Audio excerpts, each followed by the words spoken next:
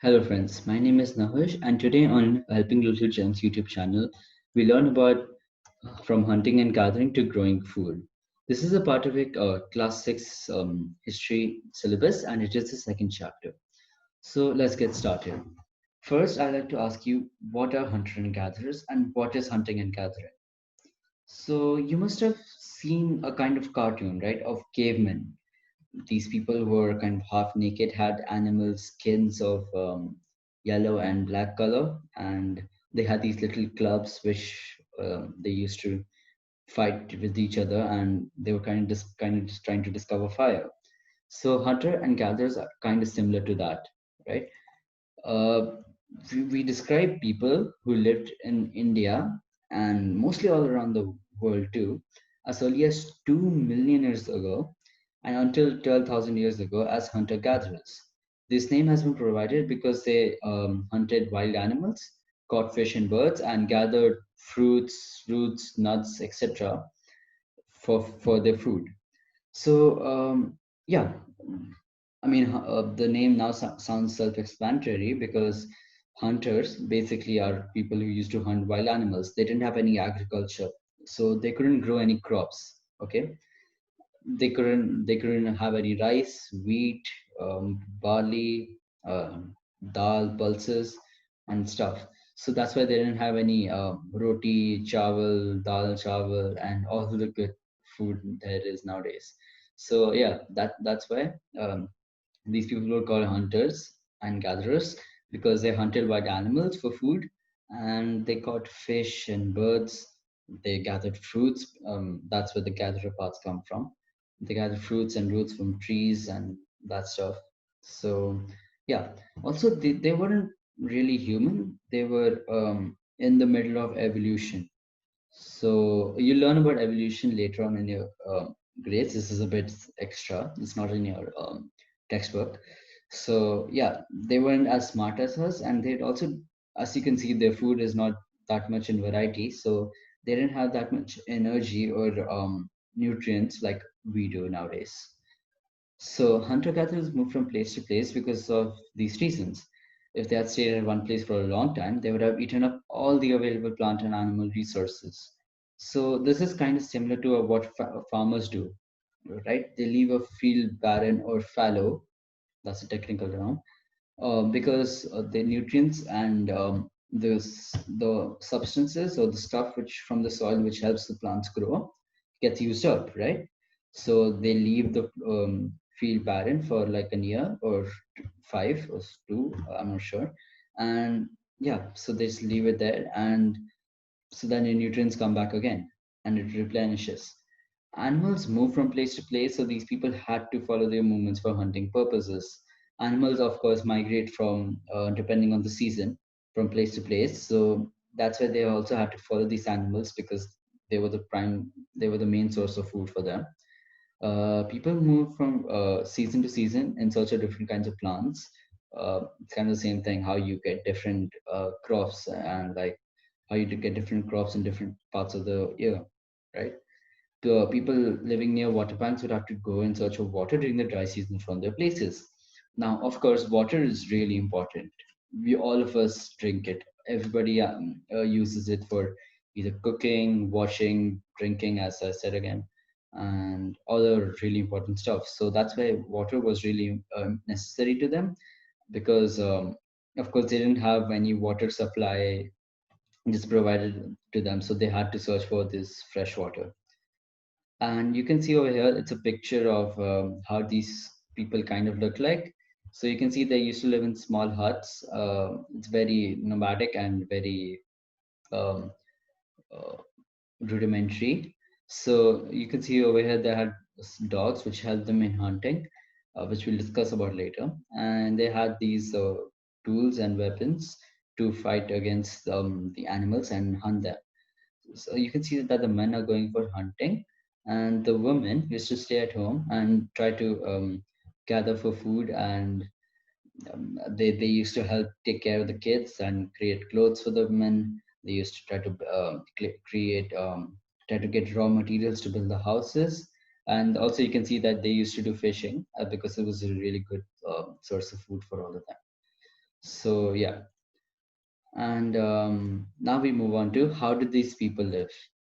So archaeologists have found some of the tools hunters and gatherers made and used. They made and used tools of stone, wood, and bone, of which, of course, the stone tools survive the best. So that's why this whole era of hunting and gathering is known as the Stone Age, right? You must have heard about this. And they were used to cut meat and bone, chop wood, fruit, and roots, and carve animal skin. Therefore, this era was, as I said, called the Stone Age. Um, so, of course, as you've seen, like people need swords. You might have seen in the butcher shop, people need knives or swords to cut animal bones and s- meat. So that's why they also needed these tools to do that. Of course, they didn't have many metals because they didn't know mining and how to get metals from the earth. So that's why they used stone tools, which were available to them easily. Many of these tribal and nomadic hunter gatherers prefer to live near water sources such as rivers and lakes because water is such an important commodity. These old settlements eventually grew into cities over the course of centuries. For example, you can say Delhi, which was called Indraprasth, right?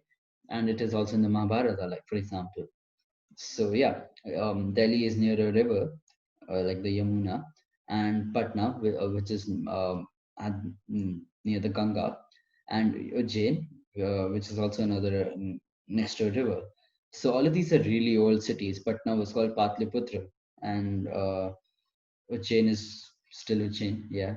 And this is because water is used from everything from cooking to drinking to washing. So that's why all the major cities which you see in the world, like for example London, which is near the river Thames, and they're either near shores, like near the sea, or near the rivers. So that's why they all needed fresh water. These people might have also invented how to make fire, as we have found traces of ash. So yeah. Also, I haven't really discussed what archaeologists are because it's a bit complicated. But basically, archaeologists are those people whose jobs are to dig the earth and try to find, like for example, the tools which hunter gatherers used, and fossils, which are basically bones of old animals, organisms, which can help them find out at what time were these bones made, and what time these tools were made using chemistry and other chemical processes. So you'll learn about this later. It's called carbon dating if you want to look it up on Google. So yeah, these are the different stone tools which they used. You can see how, like, if you've ever seen a spear, right? In whatever show, like for example, Mahabharata or Ramayana, which they're streaming on DD National, how it's proper and really solidified. So that's metal and iron tools. These are old stone tools, and they're not well cut, obviously. But yeah, so they used to use this for hunting animals. So now, of course, nowadays we're not hunters and gatherers, right? We have farming and we have crops and food and everything. So yeah, let's discuss how we transitioned and how we moved from hunter and gatherers to our modern society. So around 12,000 years ago, there were major changes in the climate of the world, which led to the development of grasslands in many areas. And these grasslands which were really fertile. So you could grow a lot of crops on them, and they were ideal for farming. So, for example, Uttar Pradesh and Bihar and West Bengal, all of them are called the northern plains, right?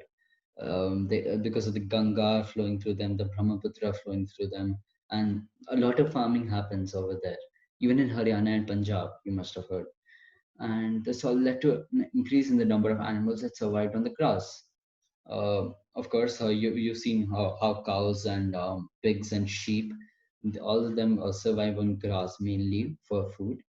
And yeah, so people started thinking about herding and rearing these animals. People already had done this with dogs.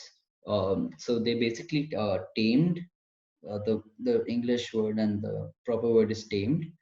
these wild animals into dogs, right? So basically, like how you train a dog, if you tell him to sit, and if he sits, then you reward him, right? The same way they used to do that for wolves to become into dogs, which we see nowadays everywhere. Of course, dogs helped a lot, and and they're called the best friends of humans. Fishing also became important for people as technology developed and we got boats. And eventually, people came to know about growing wheat, barley, and rice in different parts of the subcontinent. That is why that's how they started farming. People started taming wild animals to their advantage. For example, like I said, wolves were tamed into dogs, which guarded their herds and helped in hunting animals. Without them, humans will not be able to be where we are today. And they also started domesticated. Basically, is another word for taming, kind of. And cattle, pigs, and sheep and goats. So basically, uh, nowadays, when this agriculture came, they didn't have to move from place to place, right? They could just stay in one place near fresh water and just start a city. So that's how it started. So first it was a village, like a bunch of people just staying in one place together, and then eventually more and more people came, so it became a town, and then it became a city. So that's how these settlements grew. And they got cattle, pigs, sheep, goats, and etc. Because now they didn't have to hunt, so they can just grow these animals and eat them later on. And of course, cows. They give us milk. Sheep, they give us wool, which helps us, which makes our clothes, and so they give extra benefits for humans. And the first herders came up this way. Now, a new society was created due to this. Like I said, there were new cities and new villages and towns. So people had to stay at the same place for a long time, looking after the crops, maintaining them, and protecting them from the environment. These crops were very helpful for humans because these crops gave us a place, a straightaway place for getting food, because food was the most important thing for humans, right? So nowadays, due to agriculture and farming, they didn't have to move from place to place. They began making large clay pots or wove baskets or dug pits into the ground, which were excavated and can not be seen nowadays. So yeah, also there were cave paintings. This is on an unrelated note. There were also cave paintings in many places where people drew drawings of themselves hunting animals. You can see them in central India and everything. These people had houses too as shelters necessary for humans to survive. So these houses started to become better because people started to live them for a long period of time, from generations to generations. So this is how the houses and housing developed. They are also found cooking huts both inside and outside the huts, which suggests that depending on the temperature, people used to cook food either indoors or outdoors. So people started to cook food, and this helped to create better and more nutritious food. So now we had more energy from the food coming to us, so that we can evolve better and become better humans. And this is how we started becoming smarter and stronger. People also began weaving cloth and using different kinds of materials, becoming the first weavers. So, for example, the cotton and jute, right? So, yeah, agriculture was kind of the best invention for all of mankind in mankind history. It changed the way how we live, from hunter gatherers to becoming humans for us, right? So yeah, that's the end of the chapter. I have these photos of these clay pots. This was made in Greece, and pots were really common in Greece, and this was made in India by our ancestors.